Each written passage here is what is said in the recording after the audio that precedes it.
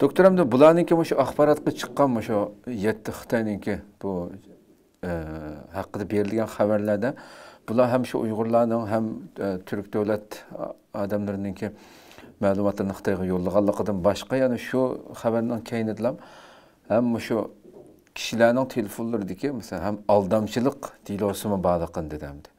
Yani bir casusluk teşkilatı hem Xitoyga ishlab turib, hem uning kendinden telefonlarının birilerining bankasından quruqtab qo'yishi degandek nurg'un o'zining qilayotgan faoliyatlarga iqtisodiy jihatdan ayndaq qo'ymachilik qilishimi mumkinmi yoki bu shu oxiridagi xabarning oxirida berilgan bu jumlalar bir savol ishorati qilib qo'ydi yani. Bir davlatning jasuslari ham shunday qonunsiz ma'lumot to'plashdan boshqa undaq aldamchilik ishlarini qilamdi.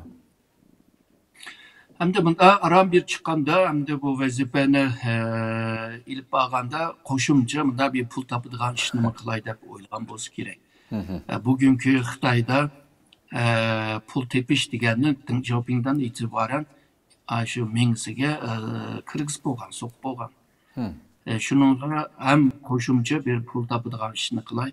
Misalga palancı bankınınki palancı bir kişinin banka koygan pulunu qanda qilganda ügnalama yoki qanda qilgan chaqda meningki bank nomerimga aqtira olmayman. Mushningda menga bir yo'l tepramsa desa, bu jasus o'zining qo'lida bunday bir imkon bo'lg'achqa, uni qilib turdi ama qarshisida $100,000 u bu degandeklarni oldi. Ya'ni Turkiyaga bir vazifa bilan chiqdim. Ma pul tepishni men bir hal qilib o'tay.